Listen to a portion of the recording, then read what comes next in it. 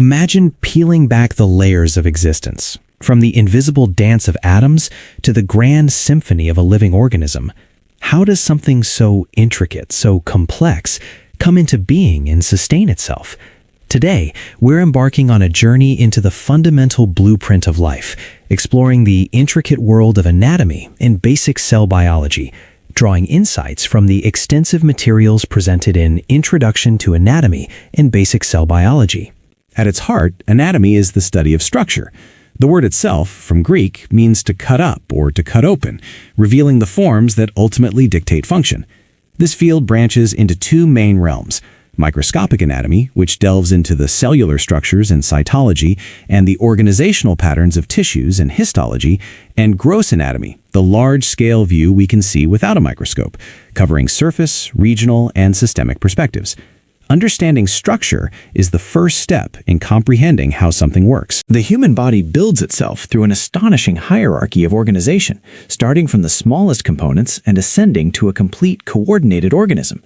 It all begins at the chemical level, with atoms and molecules like carbon, hydrogen, oxygen, and nitrogen. Carbon, for instance, forms 4 bonds, allowing it to create an immense variety of structures, while hydrogen's unique pumping across membranes is crucial for energy generation. Oxygen helps us metabolize food, and nitrogen is essential for proteins and nucleic acids.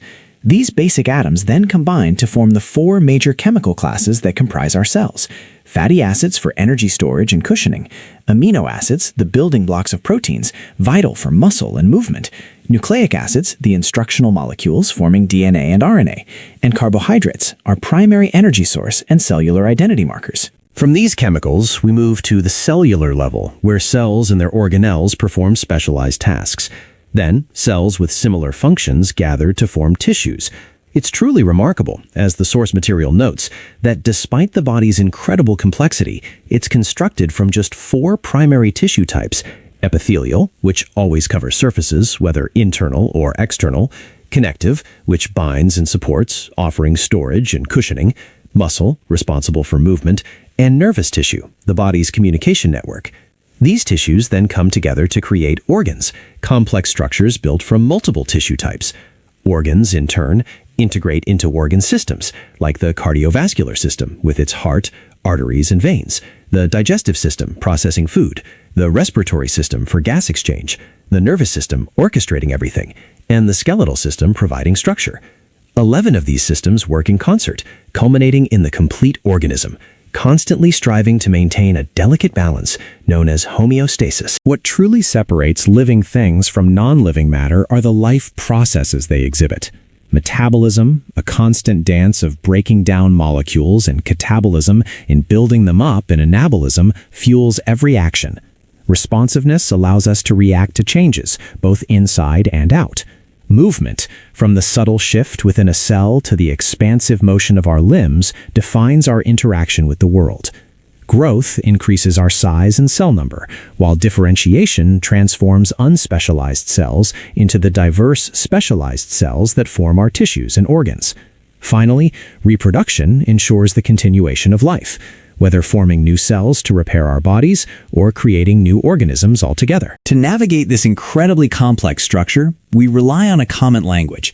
The body is broadly divided into 2 major regions: the axial region, encompassing the head, neck, and trunk, and the appendicular region, comprising the upper and lower limbs. When describing specific locations, we always refer to the anatomical position, where the body spans upright, feet flat, arms at the sides, and palms facing forward. From this standard, we use directional terms like superior and inferior to denote above or below, typically for the axial body. Anterior or ventral points to the front, while posterior or dorsal indicates the back. Medial moves towards the body's midline, and lateral moves away. Proximal means closer to the limb's attachment point, while distal means farther away. Superior is towards the surface, deep is internal. Ipsilateral describes structures on the same side of the body, and contralateral describes those on opposite sides. For instance, the heart is anterior to the spine, and your fingers are distal to your wrist. Understanding these terms is crucial for accurately mapping the body. Internally, the body is sectioned by imaginary planes, offering different perspectives. A sagittal plane divides the body into right and left portions. A mid-sagittal plane creates equal halves. A coronal or frontal plane separates front from back, while a transverse or horizontal plane cuts the body into upper and lower sections. Oblique planes represent angled cuts. Our organs reside within protective body cavities. The dorsal body cavity, towards the back, houses the central nervous system within its cranial cavity for the brain and the vertebral cavity for the spinal cord. The ventral body cavity, towards the front, is larger and more complex.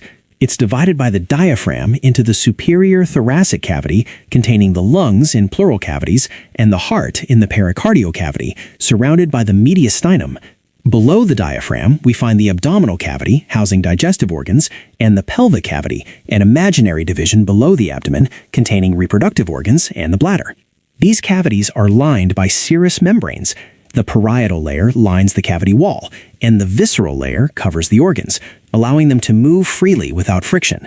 The abdominal area is further divided for clinical precision, either into 4 quadrants for quick diagnosis in an emergency setting, or into 9 regions for more detailed surgical planning. For example, the gallbladder is typically found in the right upper quadrant, while ovarian pain might localize to the lower quadrants. To understand where a body truly begins, we look to developmental anatomy and the formation of germ layers. These 3 foundational layers, established during early embryonic development, give rise to all the tissues in organs. The ectoderm forms the nervous system, and the epidermis, our outer skin. The mesoderm creates muscle and connective tissues, including bones. The endoderm lines the internal organs, like the respiratory and digestive systems. It's the ultimate precursor to our entire tubular body structure. This leads us to cell theory, a cornerstone of biology.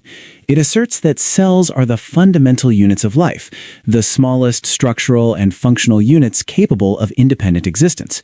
Furthermore, all cells arise from pre-existing cells, a testament to life's continuous lineage. Cells themselves come in 2 main types: somatic cells, or body cells, which are diploid, containing a full set of chromosomes, and divide by mitosis to produce identical copies for growth and repair. Then there are sex cells, or gametes, sperm and ova, which are haploid, meaning they contain half the number of chromosomes, and are formed through meiosis to enable reproduction. The precise division of chromosomes during these processes is vital. Somatic cells are 2N, meaning they have 2 copies of each chromosome. In humans, that's 46. Meiosis, however, halves this, producing haploid gametes with just 1 copy of each chromosome, 23 in humans. This reduction is critical, ensuring that when sperm and egg fuse during fertilization, the resulting zygote restores the correct diploid number of chromosomes, allowing for normal development and preventing genetic disorders like Down syndrome, which arises from an extra chromosome. The journey from a single fertilized egg, a zygote encased in a protective zona pellucida, is a marvel of cellular division and differentiation. The zygote repeatedly divides to form a morula, a mulberry-shaped clump of cells. This then develops into a blastocyst, a hollow sphere with an outer layer of trophoblastic cells that will form the placenta, and an inner cell mass destined to become the embryo itself. The zona pellucida prevents early implantation, ensuring the embryo reaches the uterus safely. Without it, or with rapid development, a dangerous tubal pregnancy could occur. This early development showcases how cellular identity and function are established, laying the groundwork for the complex organism we become. At the very boundary of every cell lies the plasma membrane, a dynamic, semi-permeable barrier crucial for life.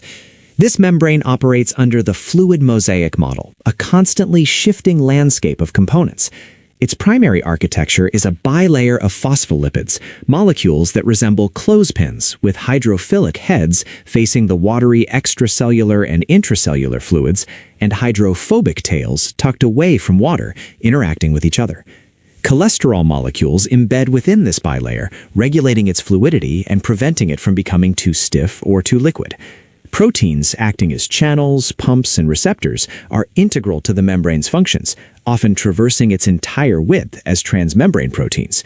Glycolipids and glycoproteins, sugar-coated lipids and proteins on the cell's surface, serve as vital cell identity markers, allowing immune cells to distinguish self from non-self and facilitating cell adhesion. The plasma membrane is not just a barrier, it's a sophisticated gatekeeper regulating the movement of substances.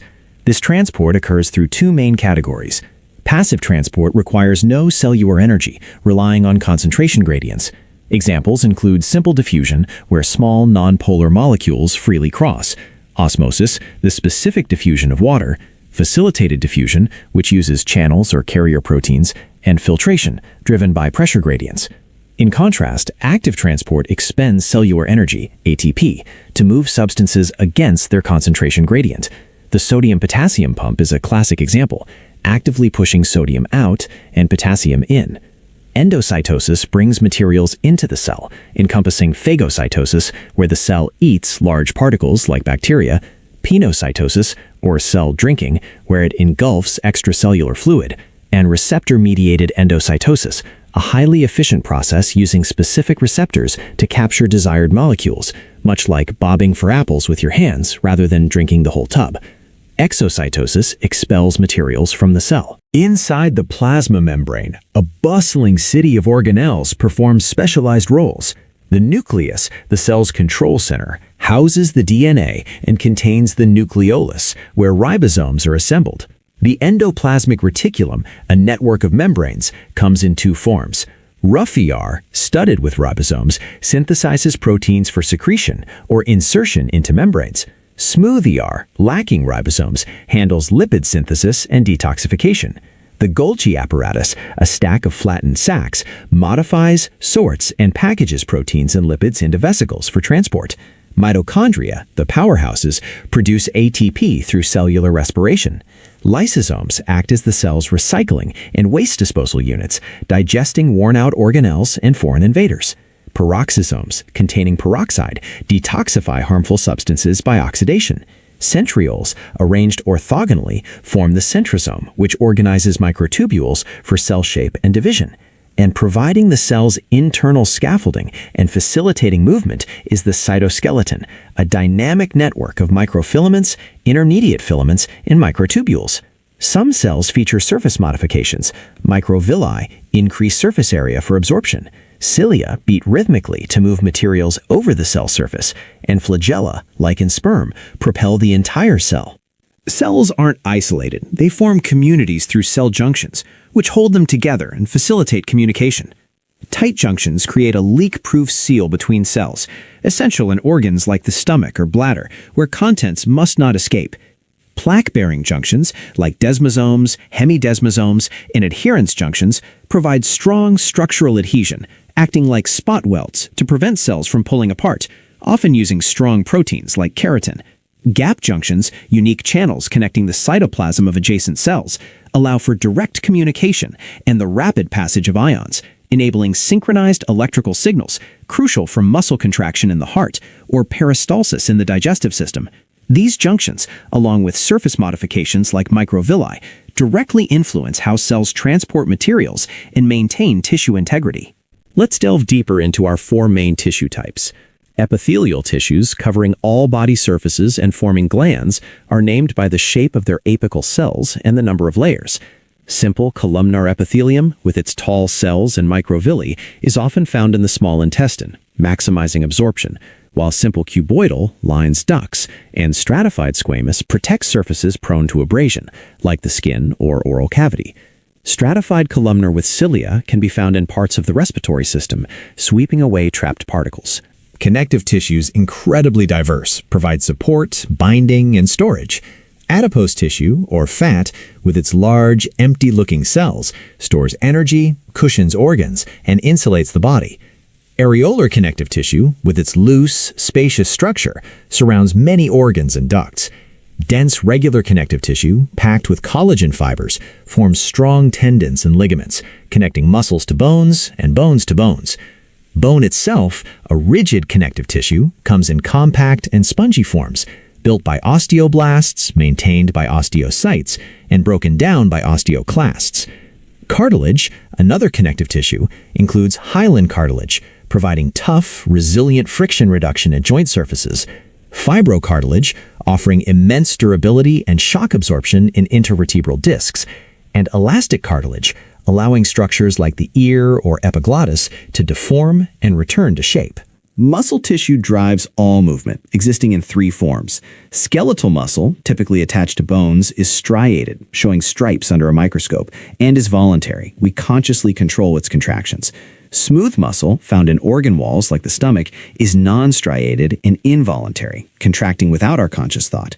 Cardiac muscle, exclusive to the heart, is striated but involuntary, beating rhythmically through gap junctions that create a functional syncytium, allowing the entire chamber to contract as one. Finally, nervous tissue, composed of neurons that transmit electrical signals and glial cells that support them, forms the body's communication highways. Beyond tissues, membranes further organize and protect the body. These structures, typically composed of an epithelial layer atop connective tissue, either line surfaces or create separations. Serous membranes like the pleura around the lungs, the peritoneum in the abdominal pelvic cavity, and the pericardium around the heart produce watery serous fluid to reduce friction, with parietal layers lining cavities and visceral layers covering organs. Synovial membranes produce synovial fluid, lubricating our freely movable joints. The cutaneous membrane is our skin, covering the entire external surface. And mucous membranes line internal passageways like the digestive and respiratory tracts, secreting mucus for lubrication and protection. These foundational concepts provide the essential framework for understanding the incredible machinery of the human body. If this deep dive into the building blocks of life resonated with you, please share this episode with someone who would find it equally fascinating.